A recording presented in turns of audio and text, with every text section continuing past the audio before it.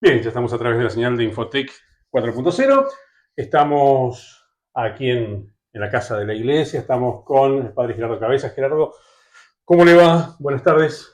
Buenas tardes. Y acá estamos, no, sorprendidos y doloridos con la noticia de este día, ¿no? Sin lugar a dudas, la necesidad de llegar hoy para charlar un poco y inmerso en toda esta vorágine de información, obviamente en el ámbito nacional e internacional, pero por ahí nos interesa ir un poco más a lo nuestro, ¿no? A lo local y bueno, cómo reciben ustedes esta noticia y cómo la van llevando. Bueno, como nos enteramos todos muy tempranito esta mañana, ¿no? Este, por los medios de información, después ya vino ese comunicado del Obispado de Santa Rosa y también con algunas indicaciones eh, propias de estos días de cómo hacer, porque bueno, en este momento no hay, se llama sede vacante, ¿no? Entonces no hay papa, entonces algunas indicaciones, inclusive qué se puede celebrar y qué no, porque hasta que no se hace la misa exequial en Roma, por ahí hay cosas que no se pueden hacer en la liturgia todavía en las parroquias o en la diócesis. Y bueno, esas indicaciones así, y bueno, disponernos a rezar, ¿no? Por Francisco y bueno, por lo que viene para adelante. Sin lugar a dudas. Interesante esto que plantea, ¿no? Que, bueno, hay algunos cambios que incluso en lo local se deben realizar. Por ejemplo, ¿qué es lo que varía, lo que no se puede llegar a hacer? No, a ver, son indicaciones, digamos, que hace más a la liturgia, a las celebraciones. Por ejemplo, en la misa hay una parte que se llama plegaria eucarística, donde siempre se nombra al Papa, en ese momento, Claro. y al obispo de la diócesis donde vos estás. En este momento, evidentemente, no se nombra al Papa, se nombra al obispo directamente. Es llamativo porque en esa parte, por ejemplo, en Roma, cuando estás en Roma, la misa en Roma, no se nombra al Papa, se dice con nuestro obispo, en el caso de Francisco o Benedicto, porque es el obispo de Roma. ¿M? Claro. Pero, por ejemplo, esto de decir la misa exequial, nosotros estamos en un tiempo especial también, o sea que hay misas por los difuntos, pero en este tiempo, ayer celebraron la Pascua y todo este tiempo, hasta el domingo que viene, es la octava de Pascua, que se llama, todos los días tienen como esa importancia, entonces no se puede celebrar esa misa exequial, no se puede hacer antes de que se celebre en Roma los funerales del Papa.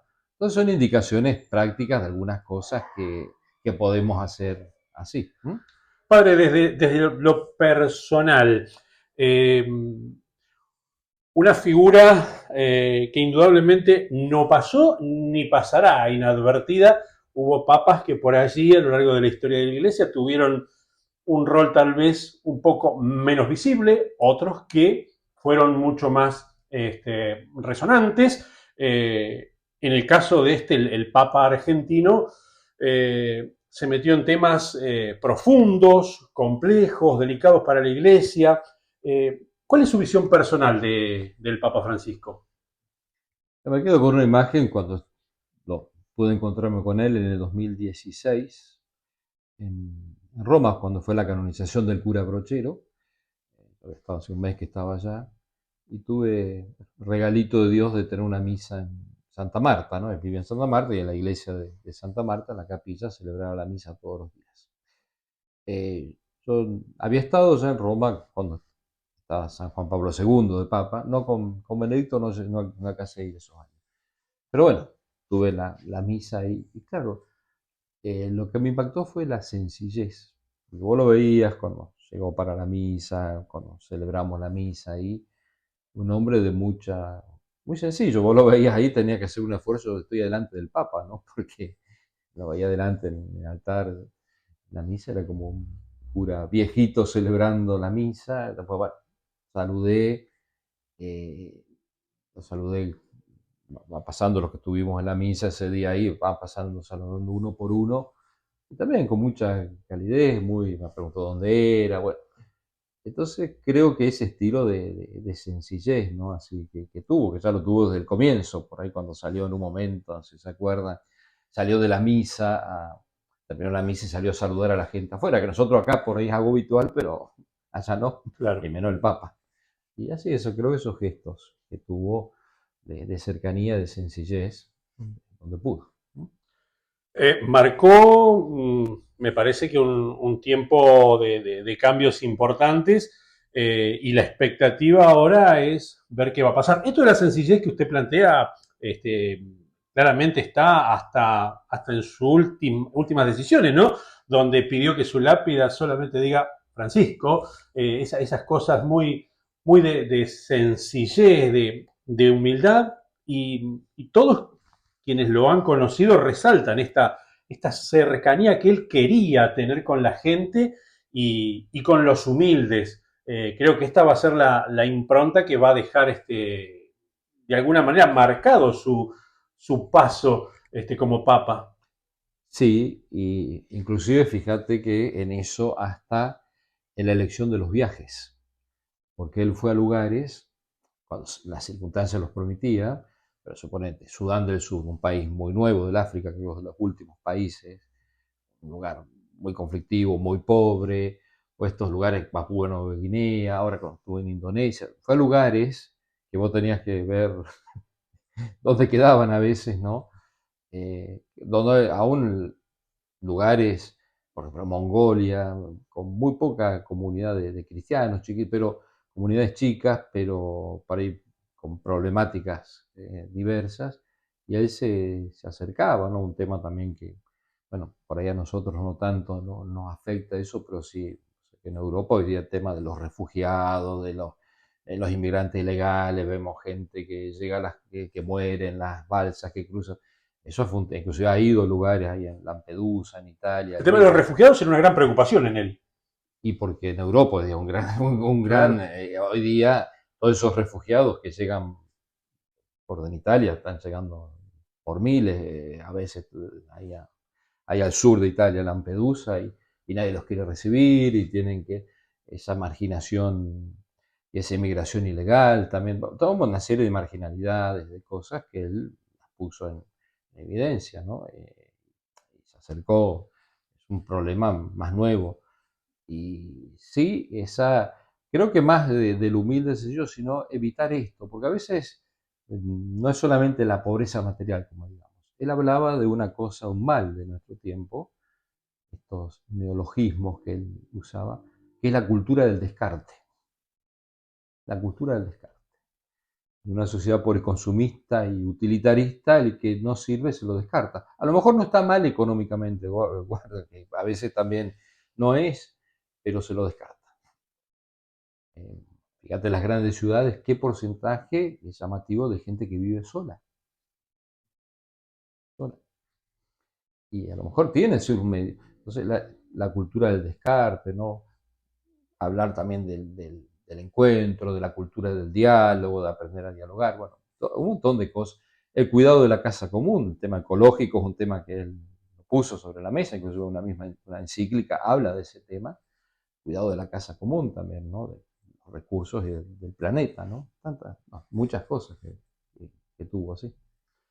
Padre, como Papa argentino, se vio atravesado también por hasta las cuestiones políticas de nuestro país, esta tan ya hablada y todos plantean la necesidad de terminar, pero nadie termina con la bendita grieta, también lo tocó, incluso lo hizo blanco de ataques en más de una oportunidad. ¿Qué visión tiene usted de esta cuestión y del hecho de que no haya podido venir a Argentina? Sí, el motivo de no venir a la Argentina, por ahí podemos entrar porque tampoco fue Es muy muy variado, seguro. claro, pues mareado, inclusive no nos olvidemos que también eh, en un momento hubo 2 años de su pontificado donde no se pudo viajar, que fue los años de pandemia. Pandemia, claro. Y después ahora un problema de salud que por ahí también implicaba. Entonces por ahí entrar a hacer por ahí conjeturas de eso, no sé, es inevitable que si es un papa de nuestra nacionalidad, por ahí proyectemos cosas que son nuestras que no tienen nada que ver con la realidad. Es como argentinizar, a veces nos damos cuenta que si es el papa, es una figura ya universal. Nosotros por ahí no dejábamos pero bueno, es propio de él, Es inevitable, seguro. que nosotros lo miremos así, como en algún momento se habrán mirado a Juan Pablo II desde la Polonia, bueno, la situación polaca en su momento, quizá Benedicto XVI en Alemania no tanto porque es otra realidad, pero aún los papas italianos en su momento, que hubo Pablo VI, también a veces estaban implicados en cuestiones, se le atribuían cuestiones de que nada que ver, pero bueno, porque eran italianos, ¿no? Recordás Pablo VI, en el año 78, fallece a poco tiempo, después elegido Juan Pablo I y después muere Juan Pablo I y después Juan Pablo II. Pero Pablo VI hubo un acontecimiento que él lo marcó, que para nosotros no significa nada, pero fue cuando el ex primer ministro Aldo Moro es secuestrado y es asesinado.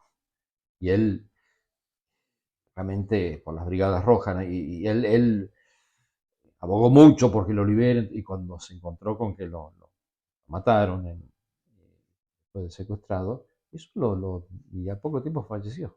Pero claro, son cuestiones a veces más propias de lo local, y sí uno ve acá que también se politiza demasiado la imagen pero, y a veces también se saca el texto de contexto, y se dijo, pero a ver, porque recibió tal, recibió el cual, con qué cara lo recibió, qué cara, a ver, el que ha estado allá sabe que el Papa recibe a un montón de personas todos los días.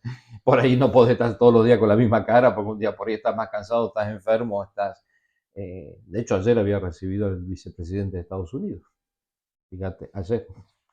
Y no eso significa nada. Pero bueno, al ser argentino hay cosas que, evidentemente, uno proyectaba de la realidad nacional en eso, pero creo que él dio también enseñanzas, caminos, eh, que con el tiempo irán y sembrando cosas como para ir construyendo otra cosa, una cultura del diálogo y ya esta famosa grieta ir como sanándola, ¿no?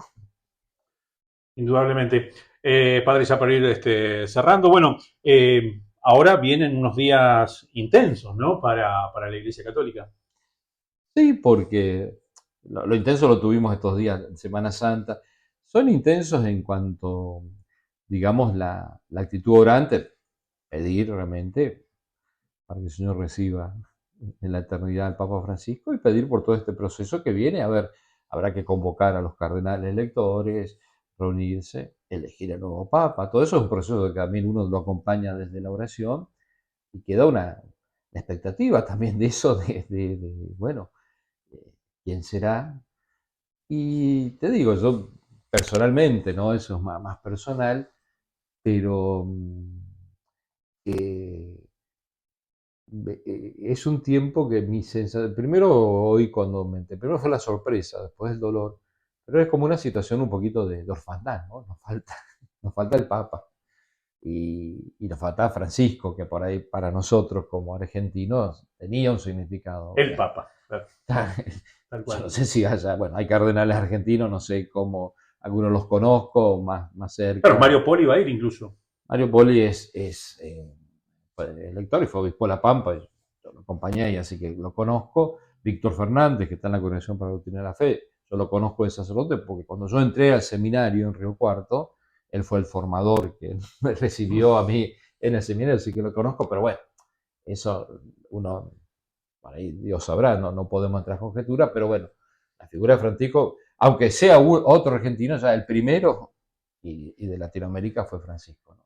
Claro. Y eso te genera como una cierta sensación de paternidad y de cercanía que, bueno, quizás con el próximo, bueno, será otra cosa, ¿no? Pero bueno, creo que esa sensación de estos días por ahí de expectativa y de cierta orfandad, hace falta, ¿sí? Eso Exactamente. pensé. Padre, bueno, en el final, ya para cerrar, el mensaje para la comunidad. No, creo que el gran mensaje, mucho mensaje, es muy difícil sintetizar el mensaje de Francisco, ¿no? Porque creo que vamos a ir descubriendo su legado en el tiempo, la riqueza, ¿no? En el tiempo. Creo que nos dejó muchas cosas que tienen que hacernos reflexionar y crecer. Este, pero bueno, precisamente este es un año que se llama el Jubileo de la Esperanza. Fue un hombre que nos marcó también la capacidad de esperar y de soñar algo distinto, no resignarnos, ¿no? Y que es posible. Y esto de aprender a caminar juntos con el otro, de escuchar, de dialogar, de abrir el corazón, de esa cercanía, ¿no? Esa sencillez que tuvo y simplicidad que tuvo, creo que son cosas que tienen que enseñarnos, ¿no? Por eso hablabas de la grieta en nuestro país. Y a veces de afuera es difícil entender o entendernos. Yo estuve en enero allá en España, en Italia, por eso digo, como un país que da a estas personas, ¿sí? Como un papa, porque no son muchos los países que han dado, y como un papa como Francisco, después la sociedad, pero tenemos que aprender, ¿no? Porque hay muchas cosas, muchos valores, muchas cosas que nosotros tenemos como pueblo, como sociedad, que son más las que nos unen que las que nos dividen. Y ahí tenemos que apuntar, ¿no? Y creo que también en la enseñanza, si bien fue universal para toda la iglesia y fue universal, pero creo en eso, de la enseñanza y del legado de Francisco para nosotros, nos enseña también y tenemos un material para descubrir qué cosas nos unen, qué valores nos unen como pueblo, como sociedad, que son propias nuestras, de nuestra identidad, de nuestro ser, y ahí va a seguir construyendo algo realmente mejor, ¿no? Más, una sociedad más justa, más fraterna, superando estas diferencias, ¿no? Donde podamos incluir a todos aquellos que hoy día lamentablemente quedan fuera del sistema, y bueno, corazón más humano, un corazón creyente, evidentemente, pero también más humano en los vínculos. Muchas gracias, padre. Gracias a vos.